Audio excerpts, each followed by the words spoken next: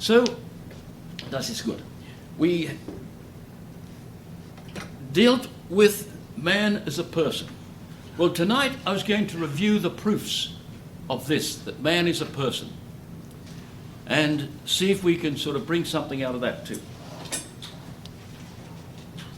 So it's the basis of everything. Like, for instance, his situation as a citizen. He's not just a member, he's a citizen. That raises him above being just a member, just an individual. A dog is an individual, but man is a person. A man can be a citizen, but a dog cannot. That puts him in a relationship with the body politic, being a citizen. As he's an individual, the government can send him off to war. As he's an individual, the government can ask him to do this, ask him to do that, as long as it's in accord with his human nature adequately understood. That's the basic measure of what man can do. We have to have human nature adequately understood. So if somebody doesn't understand the nature of the person, then they do not understand man adequately and should not speak out about his status as a person and his moral obligations. His moral obligations, as I said, are the foundation of all his rights. These folks, I started out to talk about that a minute ago. They have 3 lovely children. We saw them last week. You can't help but love those kids. Now, and everybody, by the way, I've received messages from some of you saying it was the nicest evening we've had for a long time, and I agree with that. And thank you very much for bringing them along. So they meet their obligations. Now, that gives them a right, based upon that obligation, a right to the means of educating those children. In other words, it says, Joe, keep your cotton hands off my kids. There's the right coming into operation. We have an obligation to develop them. Now they have a right with respect to other people. You must not take away my chances to fulfill that obligation. They have a right is a bond over the others. People speak as if it's a bond over themselves. It's a bond over others. Allow me to pursue my rights. My obligations, I'm sorry. Allow me to pursue my obligation. And the obligation is then a foundation for all kind of rights. So when somebody just claims, I have a right to this, I have a right to that, like the girl on campus one day. So somebody introduced me to her. I hadn't met her before, another student. And she said she was studying something about rights. I said, the way she said it, I knew there wasn't a right that she really should be talking about. And I said, what do you mean by a right? She said, what I want. Well, that lad over there, if he wants to rape you, he's got a right. The other girl turned to her and said, you did say that. Nothing like their own peers confronting them, I found. And she said, I must be wrong then. I said, you sure are. Nothing to do with it, what you want. So there's a fundamental distinction in all ethical principles, all ethical teaching rather, the distinction between what is natural and what is arbitrary. What is natural comes from reason, what we understand from reason. What is arbitrary comes from will. Now, for instance, somebody wants something, that's arbitrary. Somebody wants something they ought to have, that'll be natural. So there's a big distinction, a fundamental distinction. And Joe, your sister, did her master's thesis under my direction on that very distinction in St. Thomas, the arbitrary and the natural distinction. And I believe somebody said somewhere that was a beautiful distinction or something like that. And one of my esteemed colleagues had never heard of it, yet he taught ethics all the time. I really was flabbergasted when I heard that. So tonight, I would like to review the proofs of the existence of the spirit, or the spirituality of the intellect. I'd like to review them. It's so important. It lies the heart, the summit of this course, and the heart of ethics, the springing off point for ethics. We assume in ethics what's been proved in this. Ethics assumes a number of things. One, the nature of man, because we've already proved that in the philosophical psychology.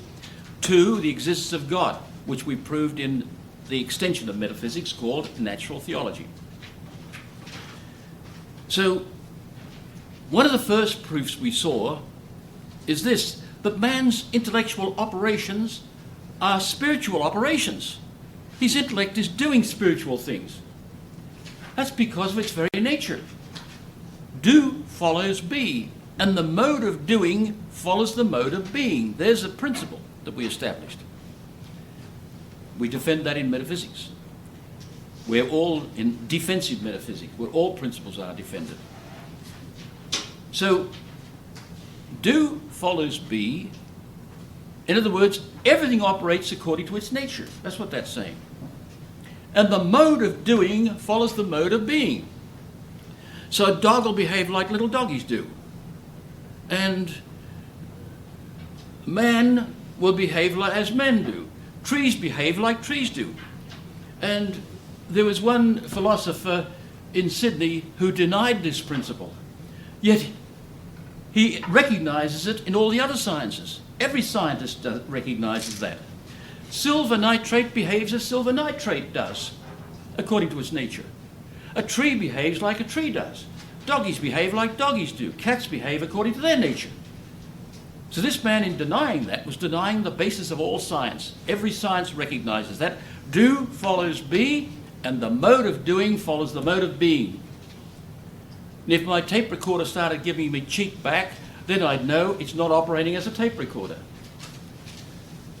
So there's the first proof, that the very operation of the intellect is a spiritual operation. Therefore, it must be spiritual. Or another way of putting it, it receives immaterial objects.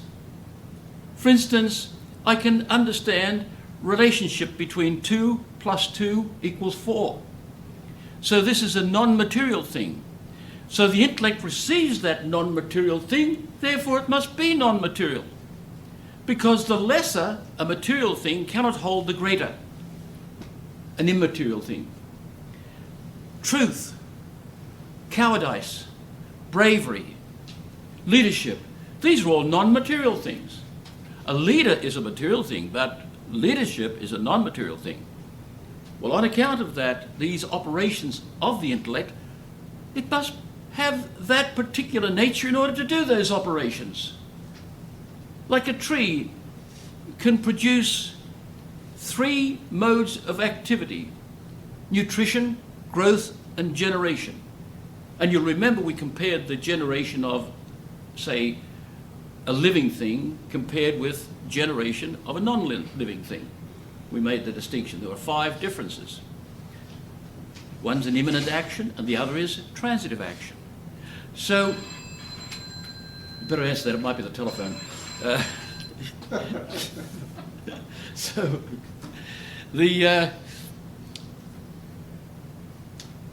now I've lost my point. A tree has 3 operations. Yeah, that's right. Got 3 operations: nutrition, growth, and generation. No matter what kind of tree, whether it's a sycamore, a jacaranda, or a lava tree, they all do. Whatever tree. All have the same mode of operation.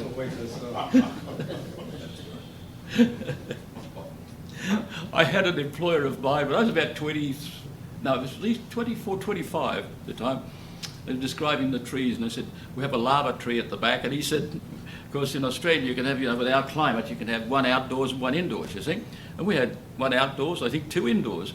Anyway, he says about the lava tree, and he said, I don't know that one. I said, haven't you got a lava tree here? No. Where do you go? Down the station. There was a railway station nearby. So, my friends, all these things operate according to their being. Things can only operate according to their nature.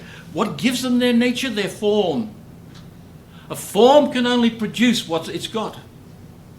It can only grasp something according to the extent of its own nature. So, the mode of doing follows the mode of being. It is absolutely unreasonable to deny that. It leads you into contradiction. Things can't, that's like all the principles of reason, they lead you into contradiction if you deny them. You cannot prove the principles of reason but you can defend them, as we do in defensive metaphysics. You can defend their truth by showing to deny them leads you to contradiction. Breakage of the supreme principle, that nothing can be and not be at the same time under the same respect. You've got that in your principles, the first principle. And there's part A, part B, part C of the first principle at the beginning of this course.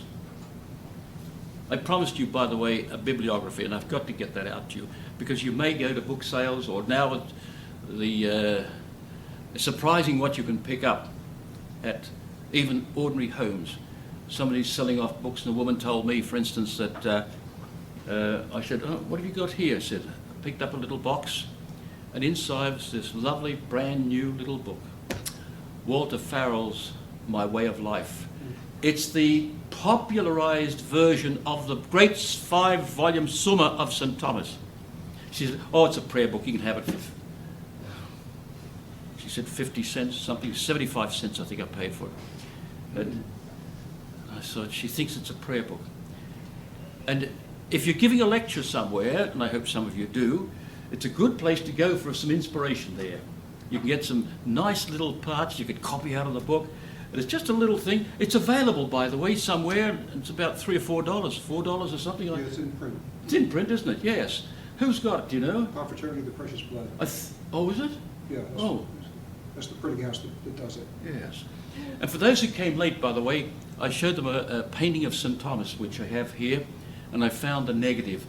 I may be the only person in the world with it. It was taken specially to send to me by a friend who later died.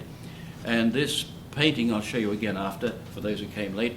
It's we can get it done 8 by 10 at Walmart for $2, what to say, 20 or something? Some ridiculous low figure. Well, when it was done, the painting was done, we were charging $2 for it. It was $2.29. Inflation. So, well, my friends, you can see that these proofs, that first way, namely from the object, the action of the very intellect itself. Now, that's the first way of proving the immateriality of the human intellect. But what all that man does is according to his form, his soul. Now, the intellect is one of the operations of his soul, one of the capabilities or capacities of the soul, like the will, like sight. All of these things are operations of the soul. So, thank you. So another one, if you can prove the spirituality of the intellectual operation, then you've proved the spirituality of the soul. So there's the first way, from its operation.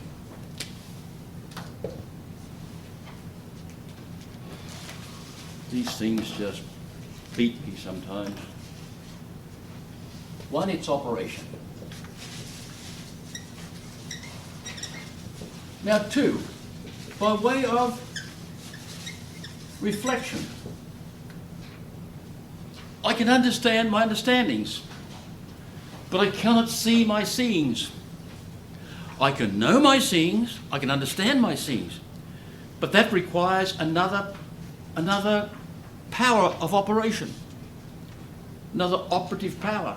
For instance, for me to understand my vision, for me to be conscious, that's the way I should have put it, of my vision, I have to have another power called sense consciousness, which gives us consciousness of our sensations. Because no sense can be conscious of its own action. That means it has to know its own action. But between the action of the sense and its object, its own action, is placed the organ, like the sight. So sight can't take a look at itself, its own action. No sense can know its own. We can be conscious of it with the sense consciousness. I can't hear my act of hearing. I can't see my act of seeing. I can't imagine my act of imagination or know my act of imagination. It cannot reflect over itself. But the intellect can. I can understand that 2 and 2 equal 4, and I can understand that I understand that 2 and 2 equal 4. I can know the truth of something, and I can understand the truth of it. Relationship of nearness, farness. I can understand those relationships. I can see the person, and I can see the person, but I cannot see the relationship. I have to understand that. So the intellect can not only know non-material things, it can understand that it understands those things. So, as I've put out in the text, I know that 2 plus 2 equals 4. I am conscious that I know that 2 and 2 and 4. The object of this conscious act, or I can just put know here and make it simpler. This act of know is that act of know. That's what reflection is. When we reflect. Flect means to bend. Genuflect. Genu in Latin means knee. You bend the knee. And on Good Friday, they sing in the monasteries, a place like that, flectuamus genua. Let us bend the knee. Let us genuflect, in other words. So,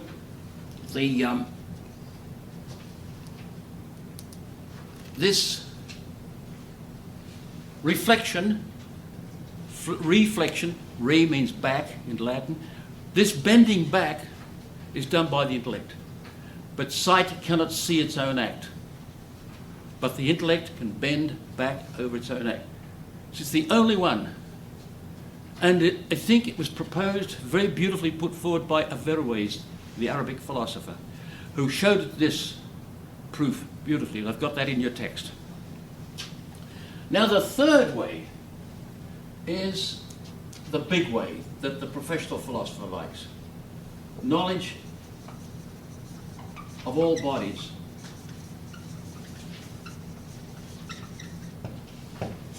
Knowledge of all bodies.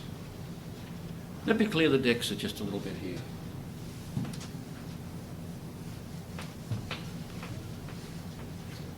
I meant to, well, I did phone. I left a message for Sharon to tell her about this part missing here.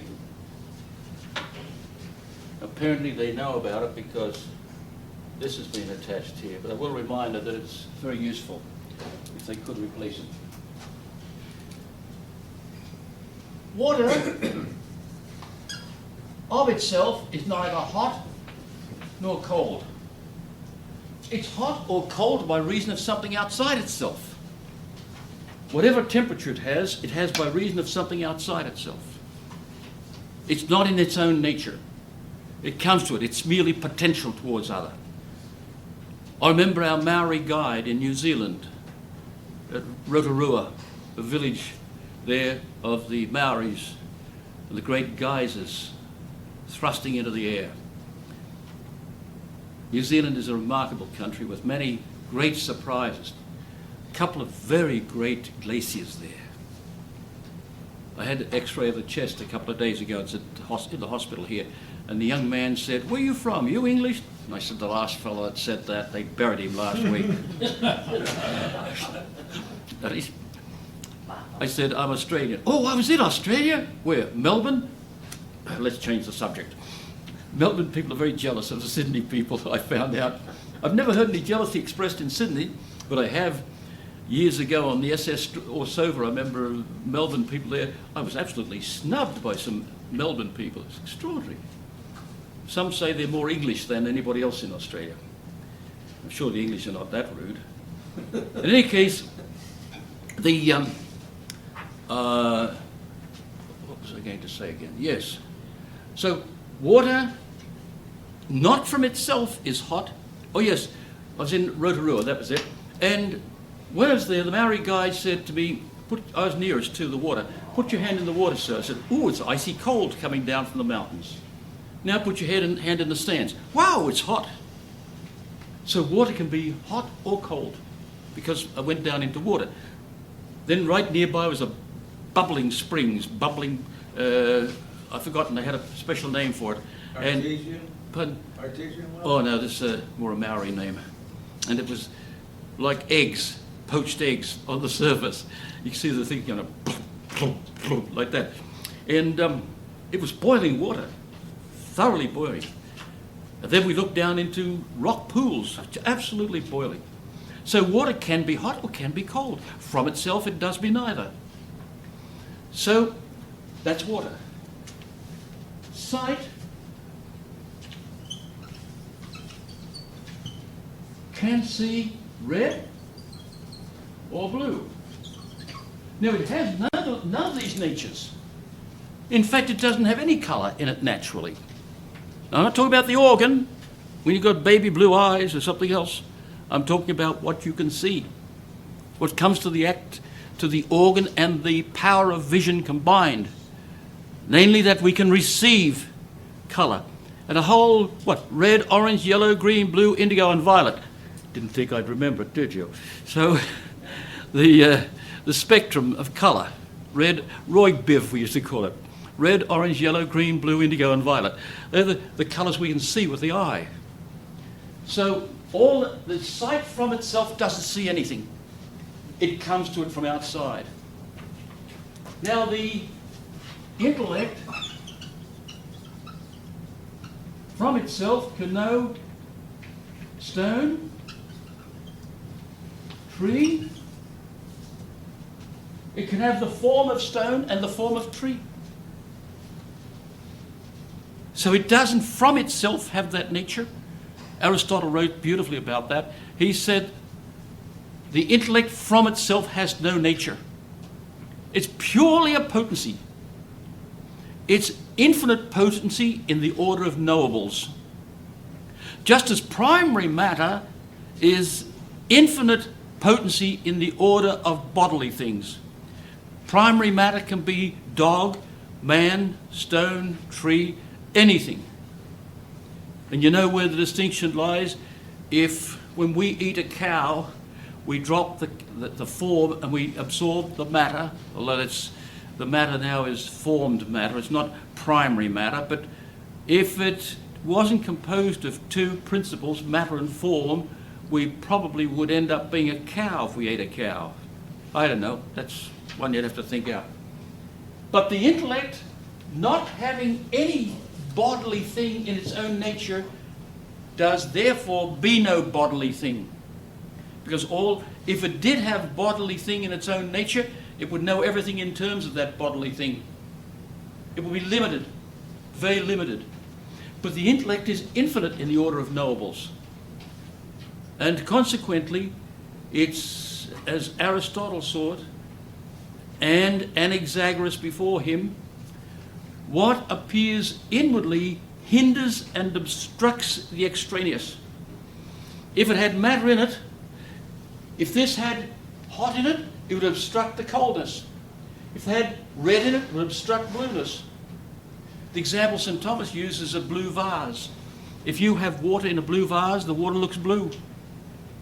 What appears inwardly hinders and obstructs the extraneous. That which can be many does be none of itself. Another way of expressing it. That which can be many does be none according to itself. These are beautiful truths, my friends. So there's the big proof for philosophers. Aristotle saw it.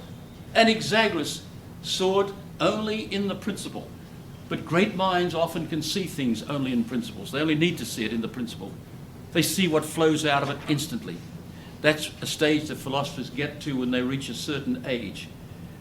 For your sake, thank God I haven't reached that age yet, because I might not be able to teach. That's why they say when philosophers that get older start to lose their capacity for teaching, because they see everything in the principles. Yet in another way, they're rich in their thinking because they can see the whole thing and line it up. I received from Mr. Venari this afternoon, I just saw it before I left, something about an article I wrote on drugs and the mind years ago. It was attacked by a number of people as a useless paper not worthy of arguing. not worthy of publication. That was done in an effort by certain clergy to try and get rid of me at Ottawa. It was no good, the paper. They sent it to all sorts of enemies of Thomism, to try and denigrate the paper. Dr. Russell said a couple of beautiful points in that paper that a lot of us have never thought about. And today somebody's requesting my input about the paper. And he thinks that They would have quoted in something that they're putting together. And can you remember what the man said? I don't know. I mean, I read it quickly. He talked about the article, how important it was, and he's putting together a work, and he wants permission to quote it. Good, And yes. it's from the 70s, right? Yes, 1972, yeah. Well, Father Gandon, the president of the university, pardon me, Father Gandon, who somebody said he was an opportunist. He was the president of the university, cooperating with the enemies of truth, tried to get rid of some of us, you see. And then the place now is just a hotbed of, well, they even had atheists coming in and gave them tenure right on the spot. I sat there and I couldn't believe my ears. The dean asked me to go with him because his wife was a nurse. He thought I, as a pharmacist, would be able to entertain her while he entertained him, and offered him right in front of me tenure. And I had no chance of getting tenure there. And after 7 years, I got out of the place. So don't talk to me about Catholic universities, my friends. I know too much about them and I lost all respect. And after what's just happened at Notre Dame, that's extraordinary. Well, so there's the big proof. And my paper, by the way, the title of it was Some Epistemological Problems Concerning the Non-Medical Use of Drugs. And I had it out of Timothy Leary and a lot of those people. We did a lot of research on that, and with varying literature in hospitals and all sorts of things. So, the intellect can have all bodily things. Therefore, there's none of it in its nature. The intellect is a pure potency. It has to be informed by all these things. It can have two levels of things. One is, it can have this level of bodily things. Then it can have another level of truthful things, or if you like, spiritual things. The nature of truth, for instance, is a non-material thing. The nature of happiness is a non-material thing. All these immaterial things, they can do a wonderful job by informing us that the intellect is itself non-material. If it's going to receive all these things, the greater cannot enter the lesser. The spiritual has to be infinite enough in order to absorb all these non-material and material things. In other words, you can't have, here it is, whatever is received in the manner of the recipient. Quid recipitur in modo recipientis, as they always wrote. Whatever is received in the manner of the recipient. Well, sight can receive the colour, water can receive the hot and cold, and the ear can't receive the red or blue. Hearing can't receive it, because whatever is received in the manner of the recipient. Now, the intellect can receive whatsoever bodily nature. Therefore, there's no bodily nature in itself. It can also receive immaterial natures, which confirms it. And that pertains to the first way. It's easy to prove the spirituality of the human intellect, my friends. Woodbury has it laid out splendidly, about 4 different ways. He laid this other proof out, the last proof, by making it sort of as, how will I put it, as clear as he can. A general way, a specific way, then finally a most technical way, with all laid out. Major, minor, defense of the major, defense of the minor, etc., etc. Then the conclusion. But I'm just trying to present it to you that your mind will grasp it immediately from good, solid common sense. As I said, Anaxagoras lived about 500 BC. He just made a statement, just one little statement.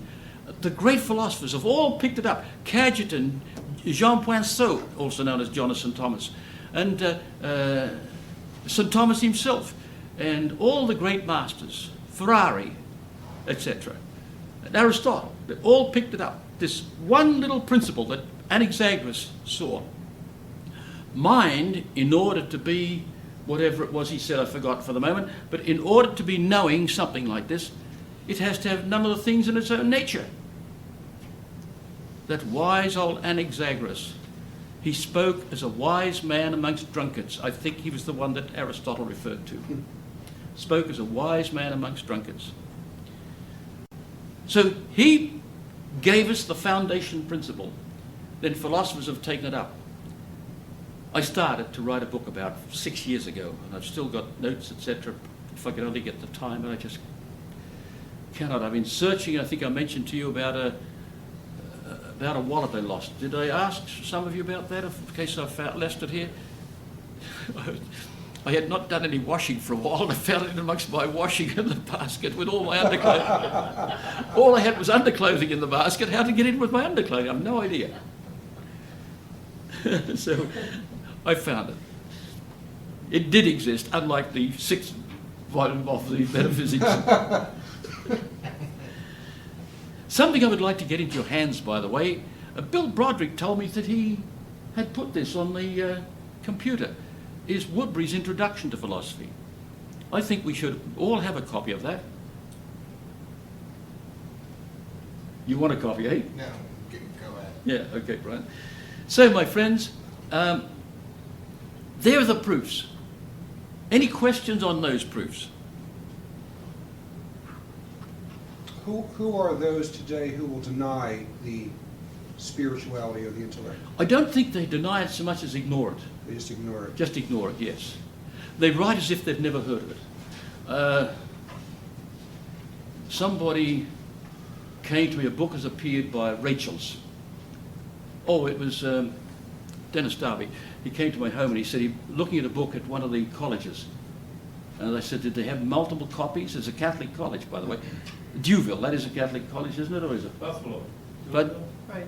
yeah, but Duville is in their bookshop. Private, but they consider themselves based on Do they?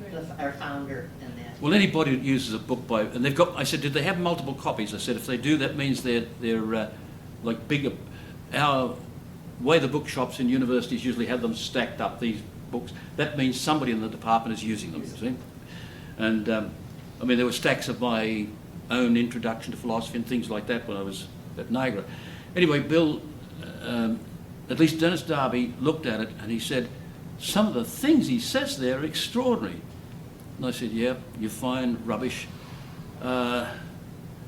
One book I had handed to me, as a matter of fact, which is a beautiful book and describes, the title should be given to, this title should be given to many other philosophy books. It's called On Bullshit.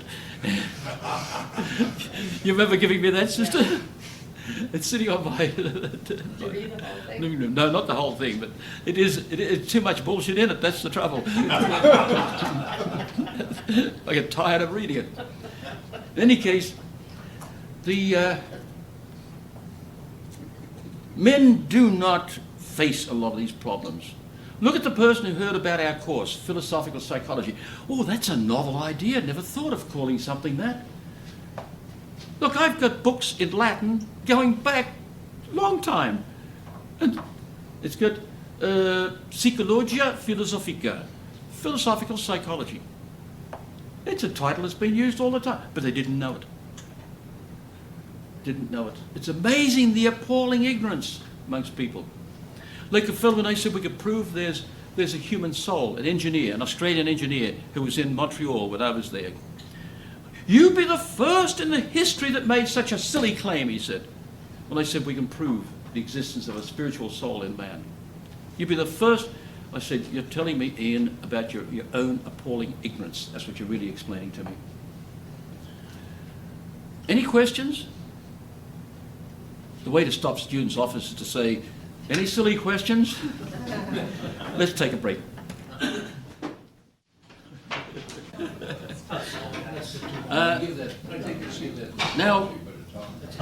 The other power which we dealt with, where we left off last time we were teaching, before I had my accident, was the freedom of the will.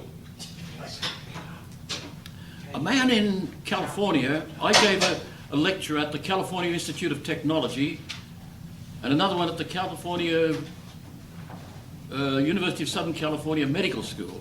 One of those two, I don't know which one it was now. They had a special series started.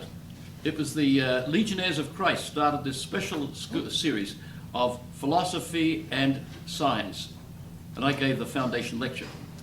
And Blackmar was his name. Yeah, just remembered his name, Blackmar. I forgot his first name. And he picked me up on this, that nobody can prove that there's a free will. It's amazing the number of people that deny that. In the University of Sydney, the medical school, which, by the way, I've been told was one of the 3 top medical schools in the world.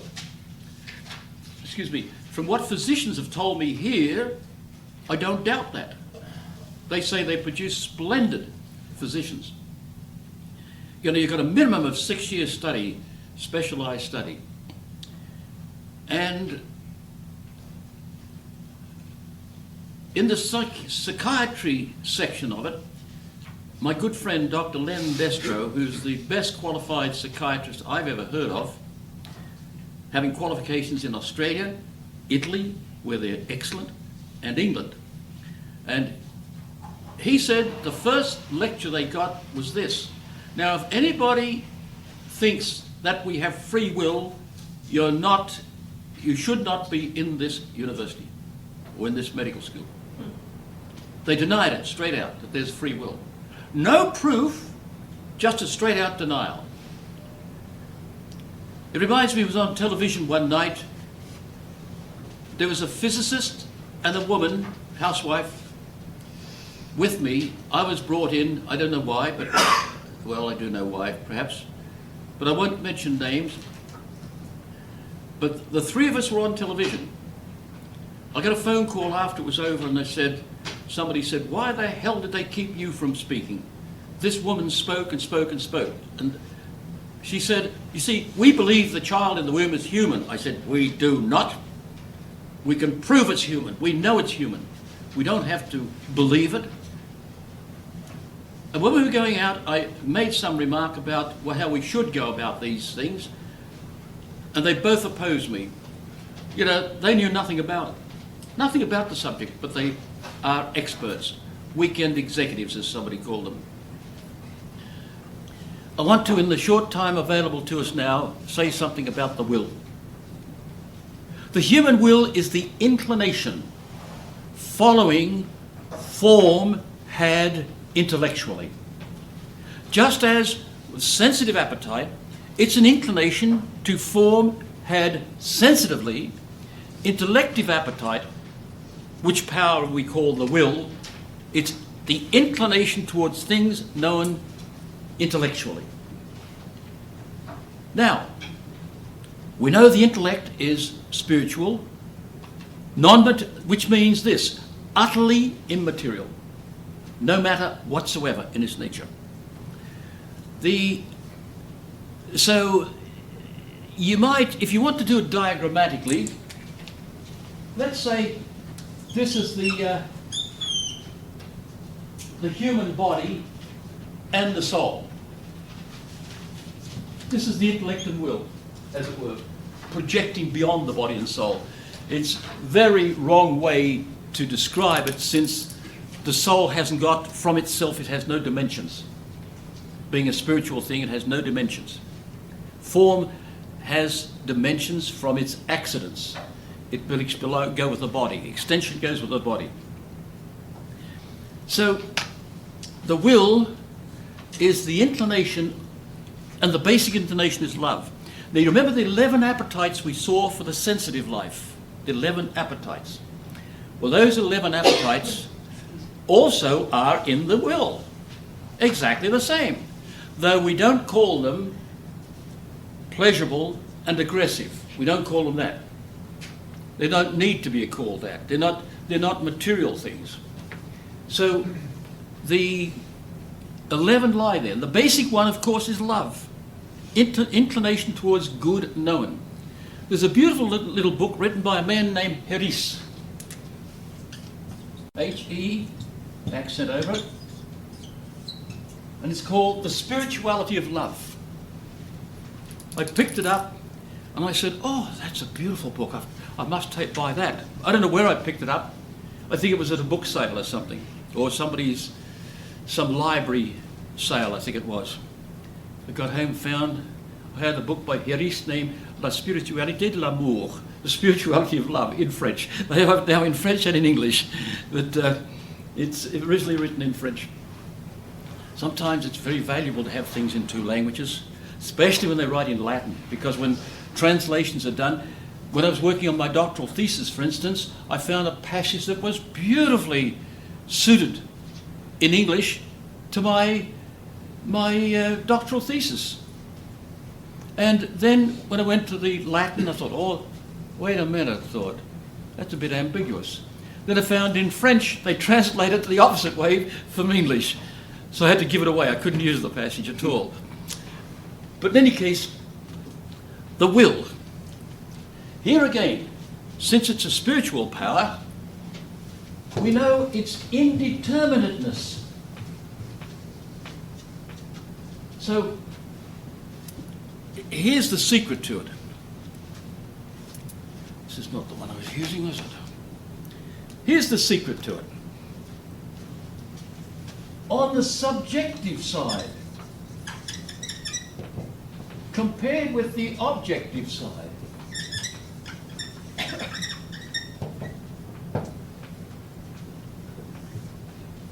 subjective side is the will. And it's the offspring of the... Oh, I'm sorry, that should be intellect. Of the intellect. Can you read this, my friends? It's very weak on here. It's very weak on here, too. Yeah. I don't know how to do this. I think I'm running out of the ones that were right. I'll try this one. On the other side, let's say an apple. Yeah, that's good. That's better. It's a spiritual thing. I can leave those old ones. I'll put them in the trash now. I'm going to get some more of these. Throw it out now before you put stuff again. You're taking them all on me. I'll take them away. Thank you. I got two more. I hope they can write. So on the objective side, let's call it an apple. Yeah. Now this is a good. The intellect knows that apple. It's a good. But it's a limited good. Very limited. It hasn't got the beauty of a glass of whiskey. It hasn't got the excellence of ice cream. It hasn't got the excellence of a car. It hasn't got the desirability or goodness of a car, or the goodness of gas to go in the car, or the goodness of Fifi, etc., etc. So the will knows its inclination as it knows, the intellect knows. The will is not a power of knowing, it's a power of inclination. So the intellect knows the will has as its object an unlimited good. Significant, please. The intellect knows the will has an inclination towards unlimited good. It's infinite. I don't mean to say it can know infinite things. I'm saying it's infinite in its desirability. Apples, oranges, chocolate, car, movie camera. It knows all those things and it can desire them all at some time in your life. But it desires right now this apple. But it knows it's limited. Therefore, the apple doesn't bind the will. It doesn't fascinate it. Fascinated, fasces means, in Latin, fasces means a bundle tied together, stick. So when we're fascinated, we're sort of bound to the thing. The ancient Romans used the fasces, F-A-S-C-E-S, bundle of sticks to signify the unity, the state, that the state is a unit, as it were. But Il fasciste. see, Benedicta. So the apple is good, but it's limited. It's hard for me to understand. A little girl like Jenna, I've offered her desserts, etc. after, and no thanks. You know, I can't understand anybody knocking back ice cream. Because I see the good in it, and I thought all young people all loved ice cream. But it's hard for me to understand that. I see the goodness in ice cream. I see the goodness in something else. I'm sorry. So you said the intellect is not a power of knowing, it's a power of inclination. No, that's the will. Oh, that's what I meant, the will. Mhm. So where is the power of knowing? The intellect. Okay. You cannot love something without knowing about it. I've used this example amongst students. Would you, Dennis, like an horologium? I'm not sure. Exactly. Say yes, Dennis. It's the Latin word for a clock. An hour sayer, that's what the word means. But then I say to students, would you like a steak? I said, on one occasion.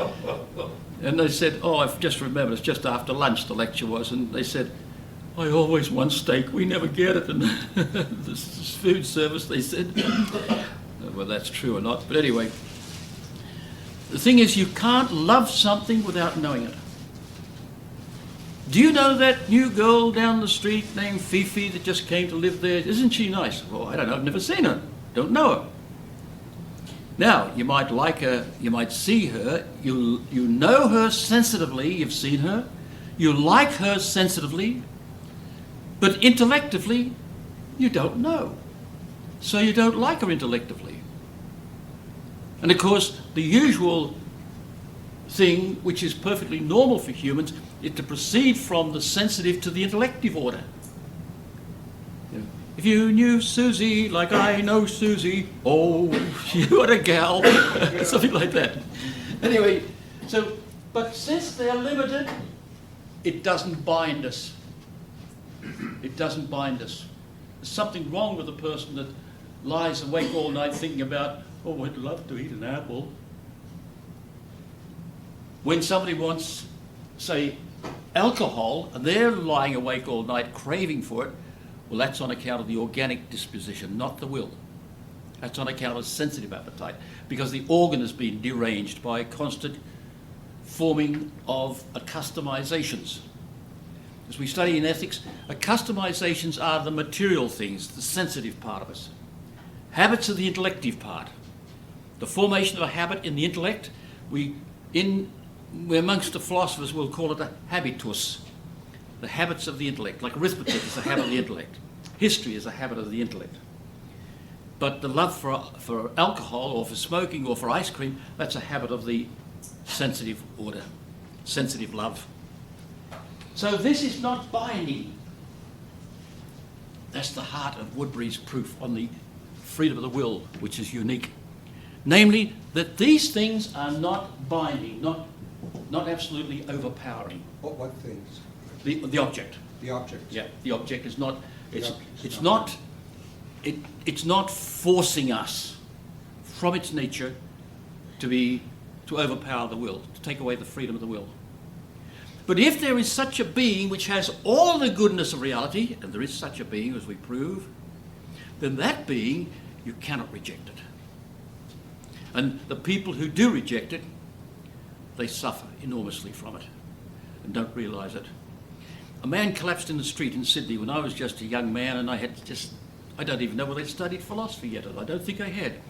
And I saw him collapse there, and I immediately went to help him, and so did a couple of other people. And something a man said made some bitter remark. I can't remember what it was. But I said to him, something maybe in some way indicating God, or something like that, because in answer to what he had said. And he said, oh, you've got some religious bug, I can see that. He said, and walked away and wouldn't stay and talk to me. I don't know what that, I just vaguely remember that incident. So Yeah. in summation, you're saying here that anything other than God would be a limited good. It's what? Anything other than God would be a limited good. Yes. anything other than God. Now, See, would they have thought that way back? Would Plato come up with something like that? oh yes, He said that. oh yes. And Socrates, and who written by Plato, said, it's in the, where did I put that? In the, maybe I should add that to this. I think I put it in the course on ethics. It's a beautiful passage. Father Woodbury said it was probably the most beautiful passage that ever came from a pagan pen, written by Plato, said by Socrates. He said, rising from the beauty of this to the beauty of that, and going through all sorts of beautifuls. Yeah, I'll try and get that out to you in the next few days. Then going to other things, and other things, and other things, and higher beautifuls, till you get the ultimate thing, which is not just beautiful this way or that way, but beautiful in everything. He said, could man refuse such a thing? And he said, the contemplation of that. He even introduced homosexuality in it by saying the beauty of this and the beauty which you observe in young boys, etc., etc. Then he goes on to say, oh, if only mortal man may. Something like reminds you of Francis Thompson, The Hound of Heaven, where, where the heart is searching after the unlimited good. And it's built into the nature of things, so we cannot refuse having that desire for the unlimited good. So it's natural for man to desire God, because it's the only unlimited good, as we prove in metaphysics. All the other things, no matter what you put down, look at a car.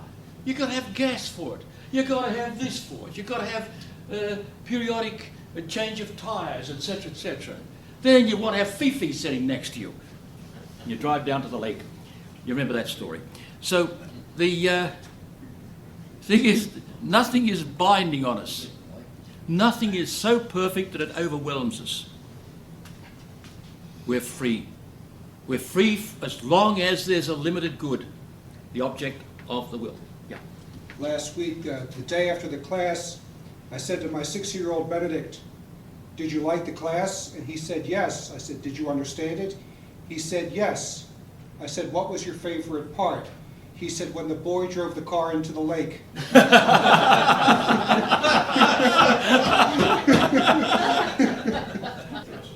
So you see, everything's got its limitation. No matter what you see, it's got its limitations. That's why we're free. Famous joke in the Middle Ages was if you put a bale of straw there and a bale of straw here, you had a donkey in the middle of the road, would he starve, try to make up his mind? Obviously for something, the donkey might go like that. And I've seen cows like that on the farm that we used to be associated with for the orphanage, where Father Woodbury used to direct the breeding of cattle, and I was always his chauffeur. And we've seen cows come to the lake, and come to the dam they built. Oh boy, the neighbours, the farms down below that were very annoyed because we blocked off the water. But then we found out later, we built this dam, we found out later that the water did seep out and they got their water back. But anyway, I've seen cows come, look at the mud and sort of, hesitate like this. Then other cows were turning left, so they went up there and then crossed by the bridge over the creek.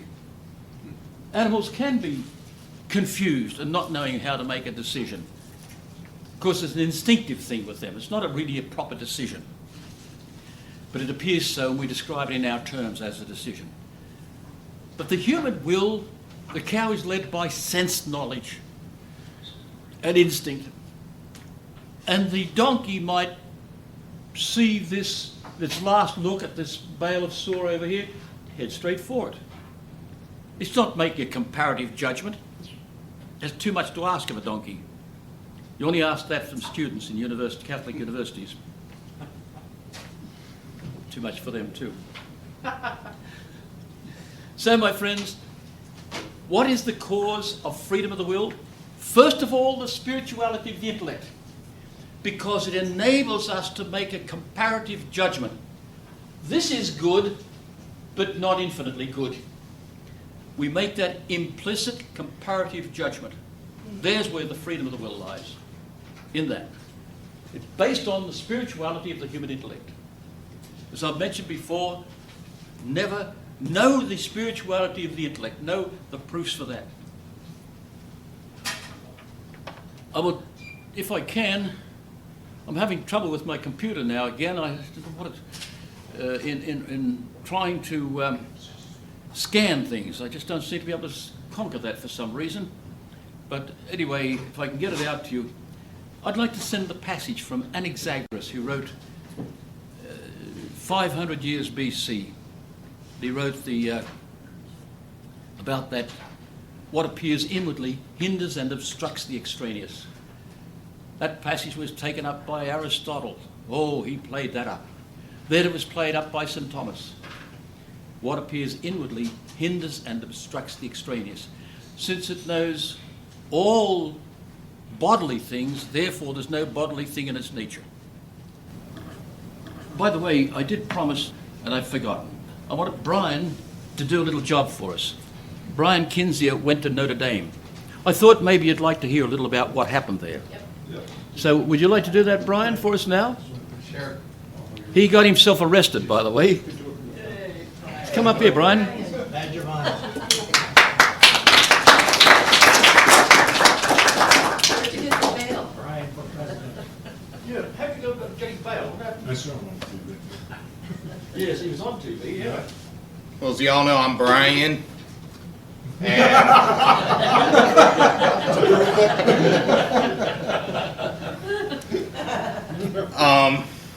where I got the bail, I kind of knew going in what was going on there.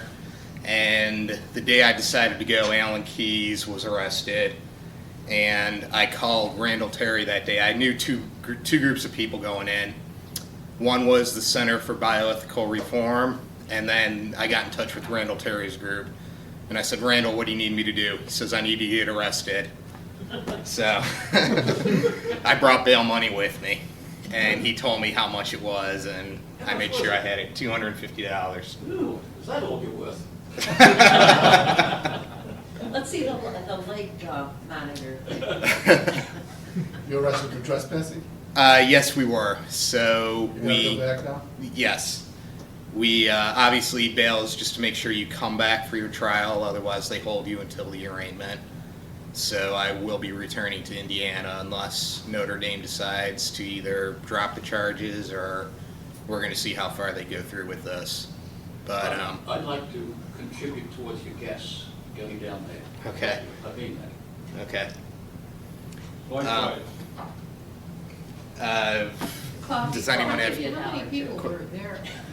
People there, we had probably, I would guess, in the one main corner or the main gates that we were at were, I would say at least maybe 2,000, 3,000. I mean, we had a bus of 50 people come in from St. Louis. We had, there was a fraternity parish from Harrisburg, Pennsylvania that just had about 30 schoolboys come in. They had their bagpipes. They had a statue of the Blessed Mother. They were praying, the Ave Maria over and over again. So then, there were people like me where it was a friend of mine from Atlanta who emailed me Wednesday night. He said, let's go. So, we just hopped in our cars, and believe it or not, I never even got to meet up with him, but I ended up meeting someone else who I knew from Atlanta from the pro-life movement. So it was just various people just all around going from every point of the country, and we all just met at South Bend. And there were easily, I would say, at the main gates that we were at, a couple thousand people. And just driving up to the main gates on Sunday, it was every 10 feet there were a couple people with one of those big pro-life pro-life signs of the baby about this big, and just going all the way along Angela Boulevard. Now, the other thing, too, is, in addition to where we were at one entrance. There's a fellow by the name of, I think, Joe Scheidler, who had a whole nother demonstration going on over at I think it's the South Quad, or whatever that entrance is. Were you actually on the property or outside? Well, yes, what happens is you go outside the gates, which you're allowed to walk on sidewalks.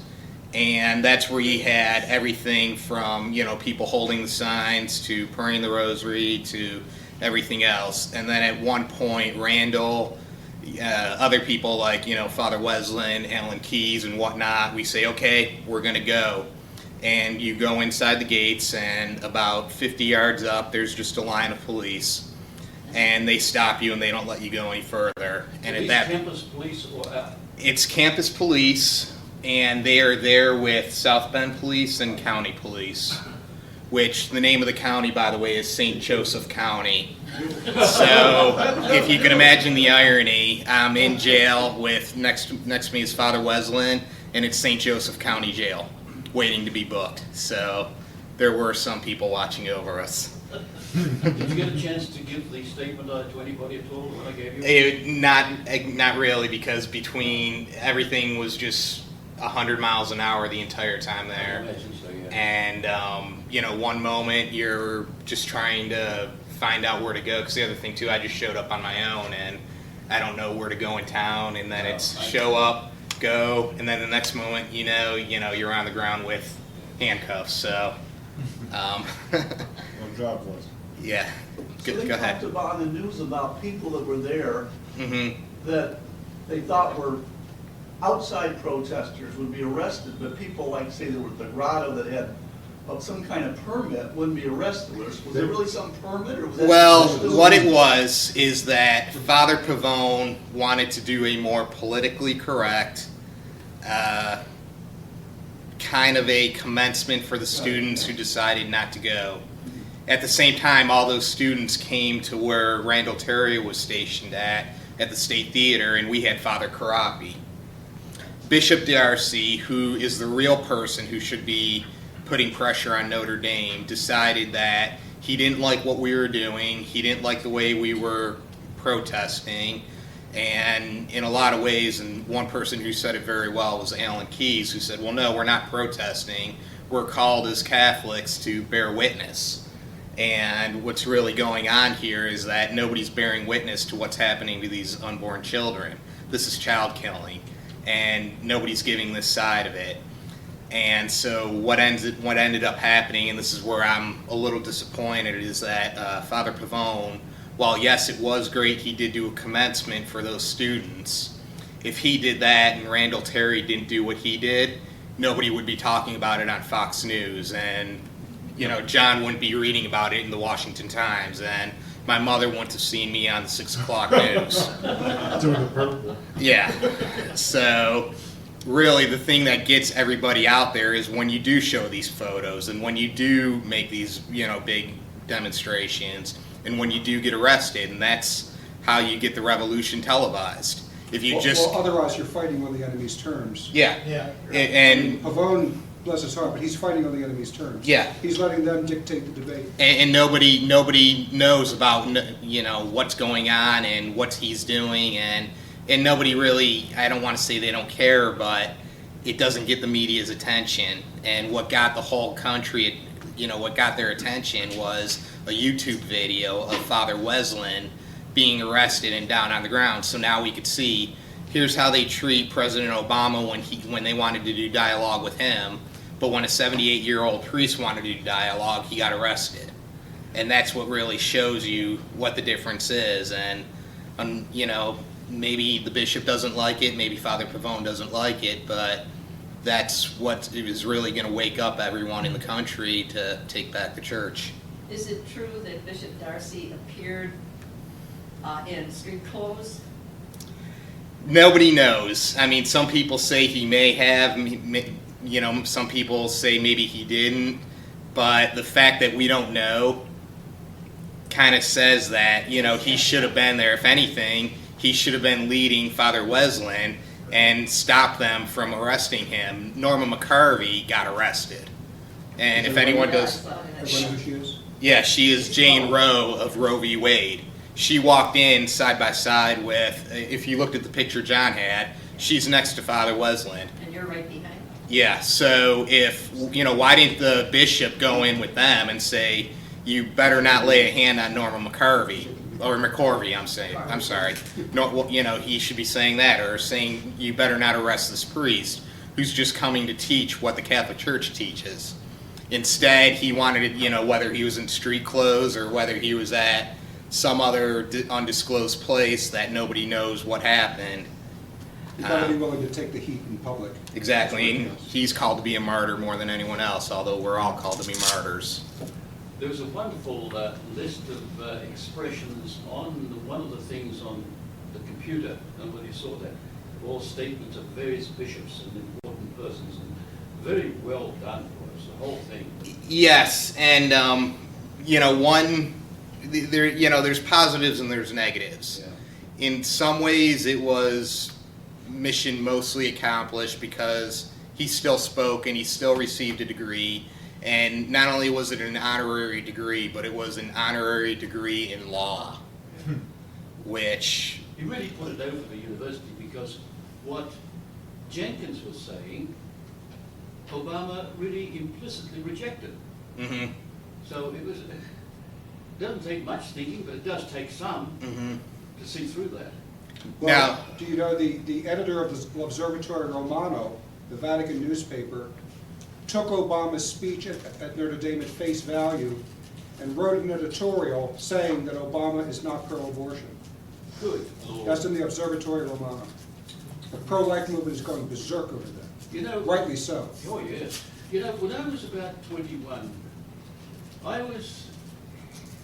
I was 18, the Catholic Chemists Guild, as we were called in Sydney, you know, we were dealing with contraception, but it was assumed in the Catholic organization that abortion, well, no, nobody would go for that. That was in my younger days. That's about 100 years ago. No, we just had assumed that nobody would go for abortion. Only some backstreet pharmacist or something like that would have anything to do with that, where he's making some money. And I knew such a pharmacist. It was right near the place I worked at when I was in my late 20s. But today, even you get, like my friend who lived in the same buildings I lived in, and she was coming from Mass and Holy Communion one Friday afternoon, and somehow there was a church on the campus of the University of Ottawa, or right next to the campus. And I spoke about something I'd written on abortion. And she said, "You're going to give the woman the choice, of course, aren't you? She'd just come from receiving Holy Communion. You're going to give the woman the choice." She was a practicing Catholic, well, of a kind, but She is more overwhelmed by practicing. the rhetoric of the abortion movement. Okay, Brian, Well, Go ahead. got more to tell us? I watched this on Catholic television and the radio because nobody else would put it on. And do you think it's true that the administration just discussed this with no one who had the other view? Because I mean, the students all said they didn't get talked to anybody. And I mean, so you were supposedly arrested, just no one asked who you were, and anybody that went through that police, it was an automatic, suit by the university. Is that correct? Well, I mean, it's very clear we were coming on, we were carrying photos and big posters of Our Lady of Guadalupe and holding rosaries. So it was very clear who we were, and they wouldn't have any of that. And, at that point, it's you're trespassing, leave, or be arrested.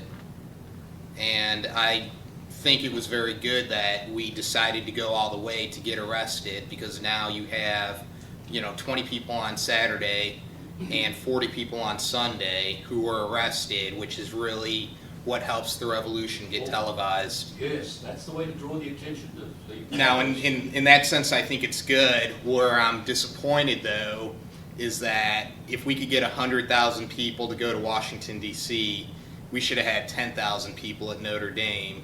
And at the same time, while I see the good in that we maybe had 10 or 15 bishops deny John Kerry communion, and now we're up to 80 bishops that are speaking out against Notre Dame, I see it's bad in that I just wish every one of those 80 bishops sent one priest from their diocese. Because while it was only Father Wesleyan who went arrested, imagine if each one of those dioceses and each one of those bishops sent one priest, and now we had 80 priests getting arrested. That'd fix it. Imagine how that would, again, I use the term, this is Randall Terry's term, but televise the revolution. Imagine how that would be and how that would look.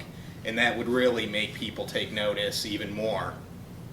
Well, now when it goes to court, it's gonna come up, they're gonna claim it's an issue about being on private property. Yes. Public Well, property. yeah, that's all. Yes, but they're showing their true colors. They're showing that it's okay to be pro-abortion and we'll give you an honorary degree, but be pro-life and come and talk about the sacredness of life and you'll be arrested. So now Notre Dame's going to be exposed. And at the same time, you know, I keep on going to where there's good things and there's bad things. One of the other good things is that this was pretty big. This is pretty significant what happened this weekend. And one thing, and I talked a lot with Randall Terry one-on-one about some of the things, and nobody knew on January 1st that this was going to happen on May 17th. And there's anybody who knows what's going on in culture, society, and church, there are a ton of problems. And whatever the next big thing that happens is, we know that if we organize and we get together, we can make a difference now. We just have to all be committed to wanting to make that change and, you know, correct these things. Brian, we're proud of you, what you Can did. I ask another question? Yes. Make a statement. I was wondering why our bishop was silent about this and didn't produce his name. And today I was doing radio reading, and they gave me the Western New York Catholic to read. So I went to the one about, that contained that information. And what do you think of this? He said that he doesn't want to interfere with what's going on in any other state. That was the reason that he didn't put his name out. Commonly known as a cop-out. That's a Yeah, comment. that's cowardice, that's just. And there's no such thing as fraternal correction. Yeah, yeah. Do follows I mean, B. He does. Do follows B. That's right. Who's the bee that does that? Do you know, has Hesburgh I made won't any say so. public statements either He's before or basically afterwards? false. Who's that? Esberg, I haven't followed. I mean, aside from the fact that you sat there and got this No. praise by the president. Obama praised him. Well, this is not going to affect him. I mean, now that the event is over, Mhm. it's water under the dip. It doesn't bother me. No, What's very that's- important. Who's this now, though, you're referring to? The president of Jenkins? Actually, I would hope they get rid of him. well, there are other things too. One thing that we as the Catholic Church have is the canon law. And while Father Jenkins maybe has the secular police on his side, he does have to answer to Rome, and we could take this to Rome. Oh, another thing too, Archbishop Raymond Burke, he had been Archbishop of St. Louis, he's now head of the Rota. Cardinal, Well, he's not a cardinal yet. Yes, yeah, I think- He is, anyway. yes. But he spoke out very strongly against Obama. He said that no Catholic could have voted for Mhm. Obama in good conscience because he made his position known before the election. And he also urged people to write to the prefect of the Congregation for Education in Rome to complain about this. Mhm. And I mean, he says write to Jenkins and write to Cardinal Joyce, but also write to the Vatican. I think you and I should get together on that, over that, and send something out in the name of the school, which... Sure. Brian, we're proud of you, what you did. Thank you. As I said when you were going, I wish I could go with you. Listen, where did you sleep? I stated,